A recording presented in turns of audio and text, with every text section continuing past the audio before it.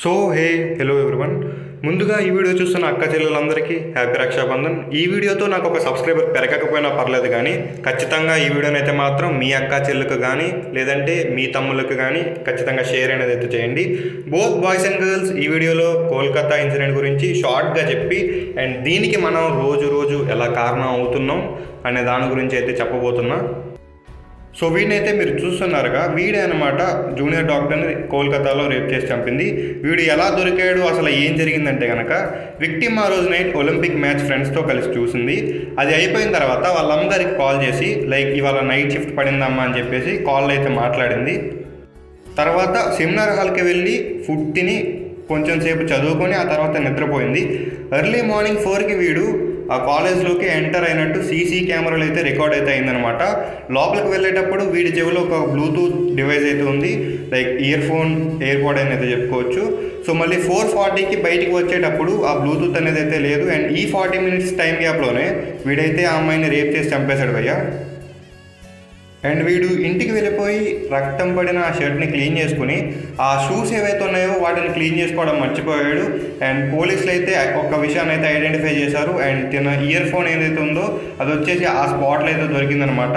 And తిన ఇంటికి వెళ్ళి చూస్తే తిన షూస్ని అయితే క్లీన్ చేసుకోకపోవడం వల్ల తినైతే దొరికిపోయాడు. అండ్ వీడి ఫోన్ మొత్తం పాన్ వీడియోసే ఉన్నాయంట. అండ్ నువ్వు చేసావని అడిగితే అవును నేనే చేసా, ఉరి తీసుకుంటే తీసుకోండి అని చెప్పేసి పొగరగా మనోడైతే సమాధానం అయితే చెప్పాడు. అండ్ ఆ అమ్మాయి శవాన్ని చూసే టైంకి తన ఇయర్ నుండి నోస్ నుండి బ్లడ్ అనేది అయితే వస్తుందంట. అండ్ తన నెక్ కూడా విరిగిపోయింది. గొంతు పిసికి ఊపిరి ఆడకుండా చంపేశాడు భయ్య. ఆ అమ్మాయి ఏం తప్పు చేసిందన్న నాకు అర్థం కాలేదు. One of the toughest exam NEET లాంటిది క్రాక్ చేసింది. తర్వాత 5 years MBBS చేసింది. తర్వాత నీట్ పీజీ అని ఒక టఫెస్ట్ ఎగ్జామ్ని క్రాక్ చేసింది. ఎలాంటి ప్రొఫెషన్ని సెలెక్ట్ చేసుకుందంటే ఒక నోబుల్ ప్రొఫెషన్ అయితే చెప్పుకోవచ్చు. దేనిలో అయితే 16 గంటల పైన సమాజానికి తను సేవ చేస్తూ ఉండాలని అయితే అనుకుంది. ఇదే విధంగా మన ఆంధ్రలో కూడా రీసెంట్గా ఒక 20 years అమ్మాయిని అయితే వాళ్ళ నాన్న వాళ్ళ ఫ్రెండ్ రేప్ చేసి అయితే చంపేశాడు. నేను ఒకటే అడుగుతున్నా, కోల్కతాలో అమ్మాయి కనబడింది కానీ మన ఏపీలో జరిగింది మాత్రం ఎందుకు కనబడలేదు అందరికీ?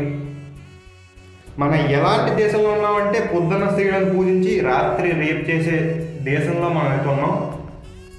ఇవే ఇన్సిడెంట్స్ కనుక వేరే కంట్రీలో జరుగుంటే ఖచ్చితంగా ఉరి తీసేవారు, లేదు అంటే కనుక ఖచ్చితంగా తల తెగనరికేవారు భయ్య. అయినా కొంతమంది ఈ వీడియో చూసే నా ఫ్రెండ్స్ కానీ లేదంటే నాకు తెలిసిన వాళ్ళు కానీ అనొచ్చు, నీకు ఇవన్నీ ఎందుకురా అని చెప్పేసి. మన దేశంలో ఉన్న అతిపెద్ద దరిద్రం ఏంటంటే కనుక, సో ఇలాంటి సంఘటనలు జరిగినప్పుడు అయ్యో పాపం అంటూ చూస్తూ జాలి పడతాం, మహా అయితే ధర్నాలు చేస్తాం, 4 కొవ్వొత్తులు అయితే వెలిగిస్తాం, లేదా ఇదిగో పెద్ద పొడి చేసినట్టు 4 స్టేటస్లు అయితే పెడతాం. కానీ నిజానికి మనకి ఎప్పుడు మన పక్కింటి అమ్మాయి ముచ్చటే కావాలి. సో ఈ దేశంలో మనకి పక్కింటి అమ్మాయి ఆకలి శబ్దం వినపడదు, కానీ అదే అమ్మాయి ఇంటి పని చేసుకుంటూ మాత్రం ఉంటే 4 ఇల్లుల అవతల వాడు కూడా తన శరీరం ఎలాంటిదో చెప్తున్నాడు. ఒకటైతే గుర్తుపెట్టుకోబోయ్య, నీ ఇంట్లో నువ్వు నీ ఆడపడుచుల్ని ఏ విధంగా అయితే తల్లితో చెల్లితో సమానంగా చూస్తావో బయట కూడా అలానే చూడు. ఎందుకంటే నువ్వు పక్క ఇంట్లో చూసే చూపే రేపు నీ ఇంట్లో కూడా ఎవడో ఒకడు చూస్తాడు. అండ్ అబ్బాయిలు, మనం చూసే చూపు నుండే ఖచ్చితంగా ప్రతిదీ మారాలి. ఇవన్నీ మనకెందుకు అనుకుంటే రేపొద్దున ఇదే విషయం మీ అక్కకో మీ చెల్లికో మీ అమ్మకో జరుగుతుంది.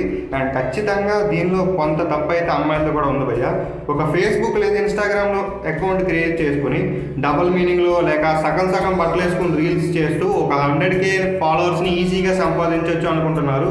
సో మీరైతే ఇవన్నీ చేసి ఎదగట్లేదు, ఖచ్చితంగా రోజుకి దిగజారిపోతున్నారు అనేది అయితే గుర్తుపెట్టుకోండి. అండ్ ఈ మధ్య బాగా ట్రెండ్ అయిపోయిందనమాట. సో 4-5 అకౌంట్లు క్రియేట్ చేయడం, వాళ్ళకి మెసేజ్ చేయడం, వీసీలు, ఫోన్ కాల్లు, స్నాప్లు.